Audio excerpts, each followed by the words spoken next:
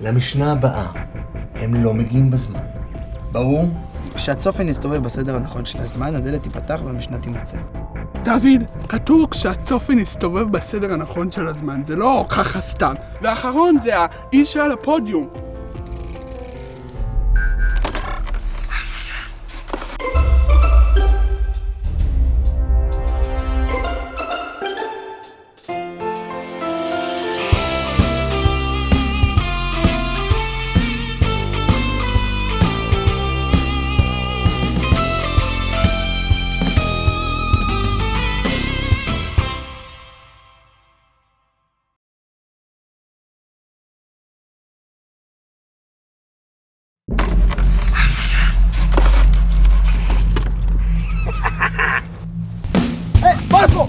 גנב! יופי, רוץ! בוא, רוץ, מהר! לכיוון השני! לכיוון השני! גנב! תודה על המעטפה. ישר לשיחים הורצתי, מכל המקומות שבעולם. היום כבר אי אפשר לסמוך על אף אחד. עולה, עולה, עולה, עולה הסיירת, עולה, עולה, עולה, עולה, עולה, עולה, עולה. אני רואה שהגעתי בזמן, אז גם הצלחתם, מה? לפצח את הקוד ולמצוא את המשנה. סיירת זה סיירת, לא סתם. והעיקר שהצלחנו לתפוס את הגנן הגנב. הגנב לא שמעתי, הגנב כן, נו, הגנן. מה היה פה? הוא היה פה לפני דקה. נכון, חיים? כן, איך זה הגיוני בכלל? כן, מה? הגנן הגנב ששלחת לחטוף לנו את המעטפה נעלם. אתה מדבר על הגנב כיוון בטח. כמו הבנים של רבן גמליאל. אני אוהב את הראש הזה, בוא'נה. אני הולך איתכם בראש. חבר'ה, אם זה עוזר לכם, העיקר שהצלחתם. אנחנו מתאספים עוד שעה למטה ברחבת. אתם יכולים להביא איתכם את הגנן. שיבוא איתנו גם, זה טוב. חבר'ה, העיקר מורל. הגנן, הגנב. מה הולך פה? נראה לי שהוא רוצה שנחשוב שהכל אמיתי. הצלחתם לפצח את הכתב חידה, הרווחת את זה ביושר. קח, היא שלך. בכיכר שנקראת על שמי, בין הדין השני לדין הראשון, באמצע בדיוק, אבל יזהרו להגיע לפי הזמן, שלא יהיה מסוכן. בין הדין השני לדין הראשון, זה בטח קשור לקומדות הזה. אז יאללה, בואו נקמדט. בכתב חידה כתוב דינים. אתם רואים פה משהו? אני לא רואה פה מילות דין. רגע, אבל יש פה אומרים. בית שמאי אומרים, ובית הלל אומרים. טעם, יש פה משפטי טעם, שנאמר ובשוכבך ובקומך, וגם שנאמר ובלכתך בדרך. יפה חיים, איך זית את זה? המילה שנאמר זה בדרך כלל טעם, כי זה המקור של הדין בתורה.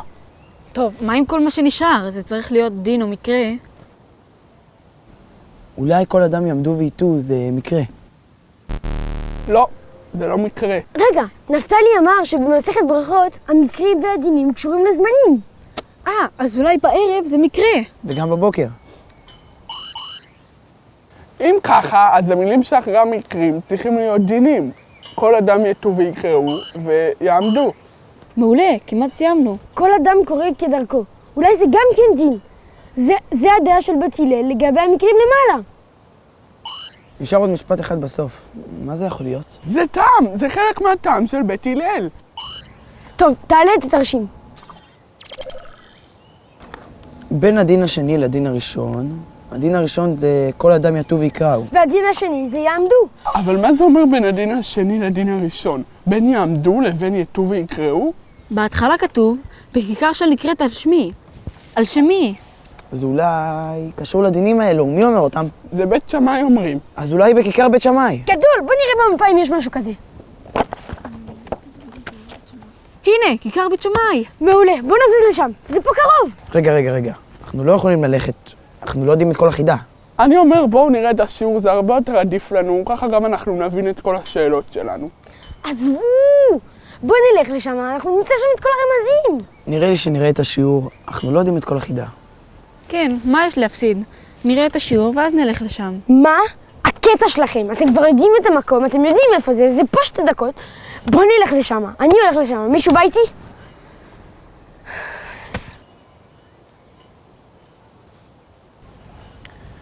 טוב, תפעיל את הסרטון. שוב שלום לילדי המחנה, אנחנו שמחים מאוד שאתם מתקדמים, ואפשר ללמוד את משנה ג'. שימו לב לכל הפרטים. שתי המשניות הראשונות למדנו על הזמנים של קריאת שמע. עכשיו אנחנו נלמד לא על הזמן, לא על ערב ובוקר, אלא על המצב. באיזה מצב אדם צריך להיות כשהוא קורא קריאת שמע? שוכב, עומד, יושב, אולי הוא אפילו יכול ללכת. מה אתם אומרים? נראה שיש על זה מחלוקת במשנה בין בית שמאי לבית הלל. נכון. מה הדעה הראשונה? בית שמאי אומרים, בערב כל אדם יתו ויקראו. מה זה יתו? יתו הכוונה ישכבו. לפי בית שמאי בשוכבך מלמד שצריך לומר קריאת שמע כשאתה שוכב. אז לכן בבוקר בית שמאי אומרים יעמדו, כי כתוב ובקומך. יפה מאוד. לדעת בית שמאי, כוונת המילים בשוכבך ובקומך ללמד אותנו שבלילה צריך לומר בשכיבה, בשוכבך, ובבוקר צריך לומר קריאת שמע בעמידה.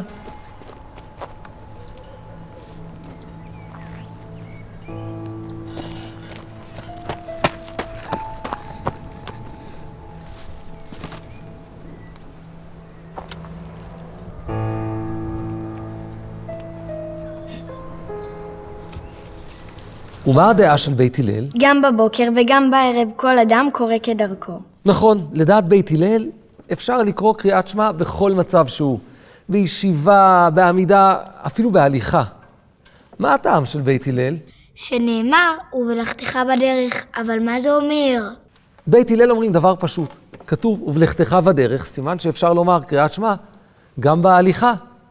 לא כמו בית שמאי שחושבים שבלילה דווקא בשכיבה, בבוקר דווקא בעמידה.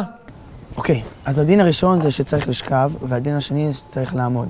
מה זה בין הדין השני לדין הראשון, באמצע בדיוק? באמצע בין לעמוד ללשכב זה... לשבת! אנחנו יושבים כבר. מה יש בין עמידה לשכיבה?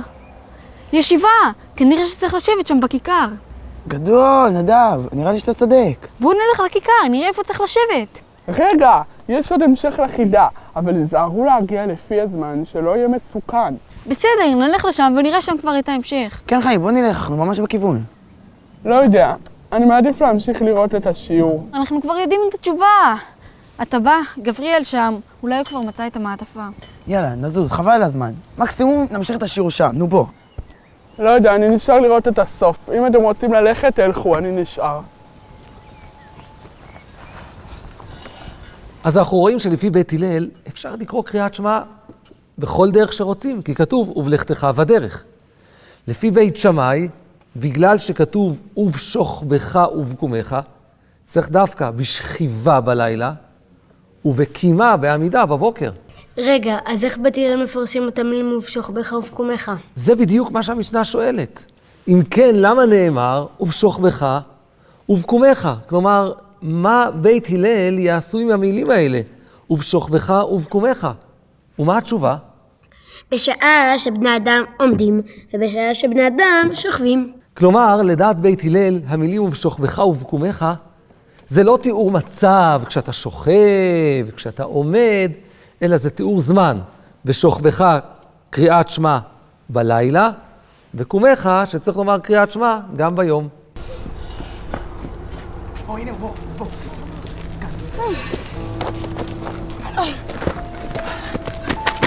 נו, מצאתם משהו? לא, כלום. זה לא נראה לי כאן. זה פה, צריך לשבת. לשבת? כן, בין המקרה הראשון למקרה השני. משהו בין עמידה לשכיבה. זה אומר לשבת. סבבה, איפה צריך לשבת? לשבת בכיכר. מה, סתם ככה? לשבת בכיכר? כן, בוא ננסה.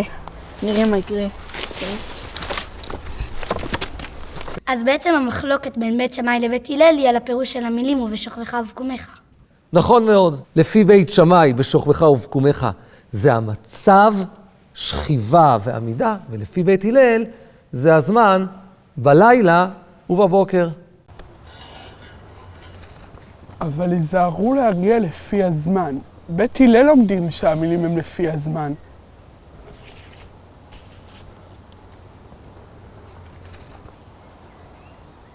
כיכר בית הלל, זה בכלל לא כיכר בית שמאי, זה כיכר בית הלל. אבל מה זה בין הדין השני לדין הראשון באמצע בדיוק?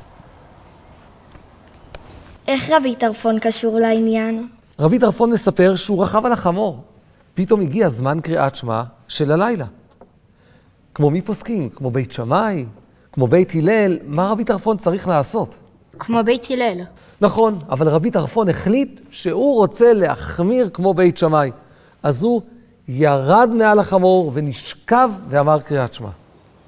אתם יודעים, הדרכים באותם זמנים היו מסוכנות. כשאדם עשה דבר כזה, ירד מעל החמור, שכב, היו שודדים שישר היו קופצים עליו. נשמע מסוכן. זה באמת מסוכן. ולכן חכמים אומרים לרבי טרפון, זה לא בסדר שירדת מעל החמור. כדאי היית לחוב בעצמך שעברת על דברי בית הלל, כיוון שבית הלל פסקו להלכה שמותר, והלכה כבית הלל היית צריך להישאר על החמור, ולא לרדת, ובוודאי לא לסכן את עצמך.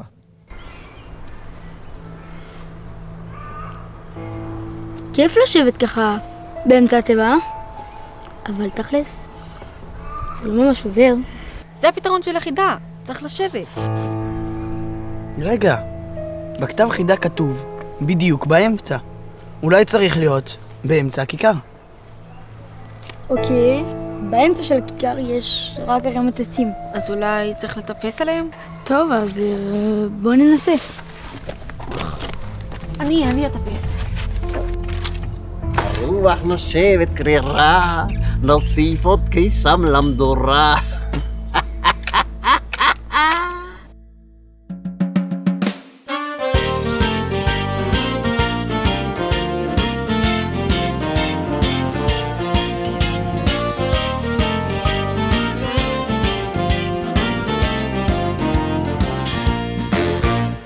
אמרו לי נשמה, רוץ ללמוד משנה. שאלתי איך לרוץ, איך בכלל ללכת. המשנה מרשימה, מאירה אך משונה, מעליבה אך נראית לי מסובכת. אמרו לי קח סרטון ובוא שיטה בדרך, והמשנה פתאום פשוטה ונהדרת. רוץ על זה איתנו בשמחה, עם החברים והמשפחה. נדלקתי ונדבקתי, פתאום אני חרוץ, אני יוצא כרגע לרוץ. לאן אתה רץ? לאן אתם רצים? אנחנו רצים למשנה. לאן אתה רץ? לאן אתם רצים? אנחנו רצים למשנה. קום דת